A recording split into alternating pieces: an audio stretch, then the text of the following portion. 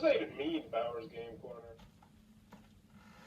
Ahoy there, YouTube! I'm back again today for another game review, and today I'm very excited to check out Scuttle from Jelly Bean Games. This is for 1 to 5 players, ages 6 plus. It'll take about 5 minutes to play, and this is a family game in which you are going to be trying to accrue 21 treasure. But it's not going to be that easy, because other people are going to be destroying or stealing your treasures or trying to mess with you, and also they're trying to collect 21 treasures as well. It's a family game, but is it a good one? Let's open it up, and I'll tell you what I think about it. Alrighty then, we're going to take a look at what you're going to get inside of Scuttle. So first and foremost, we're going to handy dandy rule booklet. It's about 8 pages, double-sided. It's all text. It's pretty well done. It should have you up and running in no time at all. You might run into an issue here or there with wondering about how card text works, but for the most part, it is pretty self-explanatory. So in Scuttle, you're going to get cards, and more cards. Now, I've taken these 2 cards out. These are for the solo variant of the game, which I'll talk a little bit more about in the pros and cons. So you only use those if you plan on playing this solo. So in the deck, you're generally going to have cards with numbers in the upper left-hand corner. Sometimes you'll have little A, J's, Q's, and Kings, like a regular deck of cards. But for the most part, you're going to have these numbers right here. And these numbers are going to correspond with how many treasure are on this card. Your goal is to be the first person to get to 21 treasure, and you can go over 21 if you want, even unless you want to play the more tricky variant, which you get exactly 21. But what you're trying to do is get at least 21 treasure in front of you, at which point you will win the game. Now, you can use it for the treasure in the upper left-hand corner, or you can use a card for its special ability down here on the bottom. Other than that, there are a couple fancy-looking cards here. There's permanent cards, which, yeah, like that one right there, which will say permanent right here, which will mean it will go in front of you and it will persistently give you a special effect. So for instance, this is one of my favorite ones. Ship's Wheel, whenever an opponent draws a card as their action, draw a card. So every time somebody else draws a card, you also get to draw a card, which can be very, very useful. So let's show you how the game is played. When you first start the game, you're going to get 4 cards in your hand. So we got a 1, 2, 2, or a 1, 2, 1, and a 10. Look at that, a big 10 treasure. No special abilities, but 10 treasure is great to have in your hand. Now on your turn, you have a choice. You can either do one of really 3 actions. The first action is you can draw a card and put it in your hand, and guess what? Your turn is over. Very simple. Draw a card. That's the first action you could potentially take. The second action you could potentially take is you could lay down a card in front of you for its treasure. You just say, I'm playing this for the treasure. Boom. I now have 10 treasure. My turn is up. The third action you could potentially take on your turn, and as I mentioned, you only get to take one of these actions per turn, is use one of these cards, but instead of playing it for its treasure, you actually use it for its special ability. So let's see. Jolly Rogers, at the end of your turn, draw a card. If it's a treasure, return it. So yeah, we'll go ahead and play this one on our turn. So we put it right here next to the treasure, so everybody knows that this is not in fact treasure. This is for just a special ability at the bottom. And since it is the end of our turn, we'll draw a card and see if it's a treasure. This one is a treasure, which means we would put it back, and now we continue onward. But pretty much what you're doing is trying to get to 21. But let's just go over some of the cards, because really those are the stars of the show. So for this one, Pirate Code. Place this on top of a treasure. It is now protected. It cannot be destroyed or stolen. This is a permanent, or you can use it for 9 gold, which is a nice chunk of gold. There's Jokers, which will really spice things up. Play 1 card as a permanent and 1 card as a treasure. Ooh, that one. This is the one card I will mention that has given us a little bit of fits, and I wish they had an FAQ on it. Because the thing is, by playing a card as a permanent, it feels like it can break the game. But luckily, because you can generally team up on a player and destroy permanents, it's not that big of a deal, but this is an incredibly powerful card. I'll talk more about that one in the pros and cons. We have the monkey here. Choose a card from the discard pile and add it to your hand, which could be very useful. I've seen a lot of people use the monkey to get this Madam Ching. Let's see, we got this guy right here, Long John Silver. Swap hands with an opponent, which can be done at a very advantageous time if someone else has a lot of cards and you don't. First mate, your treasures are protected. They cannot be destroyed or stolen, and that is a permanent card, so you'd have to destroy this to get to my treasure, so that'd be a good one to play on that 10 right there. Maelstrom, destroy all treasures. Yes, all of them. That's a pretty crazy one. Look at 3 more. Let's look at these last 3 right here. Pirate Code. Oh, here, look at the Pirate Code.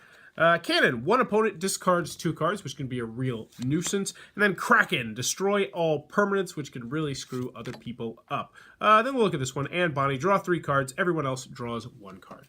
But anywho, you're going to continue going around playing, taking 1 action per turn until someone has 21 or more treasure, at which point they will be the winner of Scuttle. And that, in a nutshell, is how the game is played.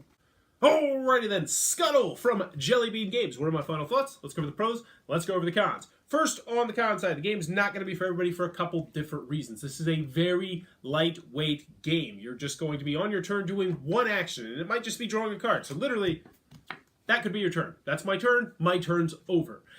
So if you're looking for a little bit more meat, you're obviously going to want to look elsewhere, but I think you could probably assume that by the fact that it's a 5-minute game for ages 6+. Also, I had mixed messages about the artwork. I personally kind of dig the artwork, but most people are like, I don't really like the artwork, but that's obviously a your mileage may vary kind of thing. So let's get down to the brass tacks here. This is a family game. If you're not in the market for a family game, this one's probably not going to be for you. I tried to bust out on game night on a couple of separate occasions to see how it would go, and it was just a little bit too simple for game night. Now, I do think it could potentially work as a gateway game, maybe, but one con that I do have with this game, both for gateway games and for family games, is this game is mean. Mean, nasty, slap you in the face. This is a mean game. Oh my gosh. You are going to be consistently stealing and destroying and trying to screw over your opponents.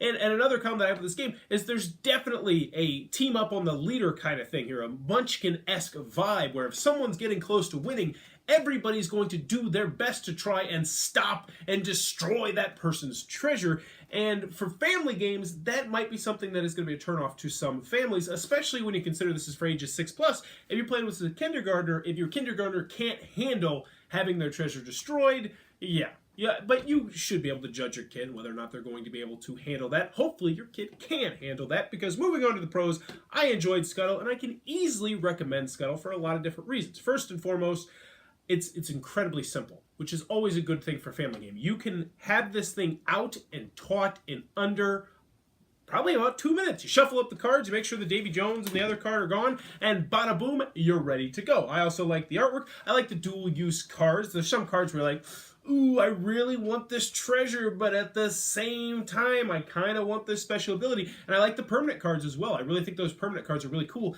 especially the ones that are just pretty good. Like, you'll see something and be like, that's a good one, and then you'll see something like, that's okay. Those ones that are just, okay, are the best ones, because people don't want to waste their turn, because it's their entire turn, to destroy your permanent if it's not that good, and I like that aspect. I really like the choices you have to make, what little choices you have to make, like, oh, do I want to put the treasure? Do I want to use this special ability? Do I want to use that special ability? Some of the cards are really cool. Oh, one comment I did want to mention is there is that one card that makes any card into a permanent, and that card can be a little bit wonky depending on which card you turn into a permanent. It's just a little bit weird, a little bit weaky. I don't think that's a word, but still, it's not a deal breaker, as I mentioned in the middle part. So, and I always like to mention solo games, because this can be played as a solo game. I play solo games quite a good deal. Do I recommend this game as a solo game? If you're looking at this specifically for the solo, absolutely not. I mean, it's really, really simple. How it works is essentially you're going to be able to see what the opponent is going to play each turn, because they'll have this little row of what's going to be coming at you, and you can kind of plan accordingly. It's okay. I mean, will I ever play it again? No, I played it once to see how it played, but other than that, I'd never really play it again. But I don't think it's really aimed at me. Another thing that I like about this game is that solo mode. If you have a 7, 8-year-old, they can easily play this game by themselves. And what's nice is, where is it? They have this robot pirate which tells them exactly what to do when they're playing the solo game, so they don't have to go through the rule booklet, which, you know, if you're 7 or 8 years old, do you really want to be reading through a rule booklet with no text, or would you rather just look at this card? So that is a nice added little touch there. I'm very happy that they included that. So overall, can I recommend Scuttle? Yes. If you're looking at this as a family game, absolutely. It's one you are going to want to check out if your kids can handle all the meanness in the game. If they can, I think you're going to have a lot of fun with this game. So that is Scuttle. Oh, one last thing. I liked it best at the higher player counts. I liked it best at 3, 4, and 5 as opposed to 1 and 2. And the main reason why is at 3, 4, and 5, you can really kind of team up on somebody to make it so that they're not going to win. Whereas in a 2-player game, you might get to the situation where it's like, oh, I just can't stop you. But in a 3, 4, and 5-player game, there's chances are that at least one of you is probably going to be able to stop that person, and then somebody else might start catching up, then somebody else might start catching up. So I like that aspect of the game. I feel like I'm rambling, though. Overall, Scuttle, I enjoyed it, and I think it's a solid family game if you can handle the meanness. If you enjoyed this review, please be sure to click on that subscribe button down below in the comments below. Let me know, mean games, do you enjoy them? For me personally, yes. Yes, the meaner, the better. I love mean games where you can plan to just crush someone's hard work and plans. I like that. I will say, though, I don't like random mean games. I don't like mean games that are just random. It's like, oh, random bad stuff is happening to us. But I do like mean games. So let me know in the comments below. Mean games. Do you dig them? And as always, thanks for your time, YouTube.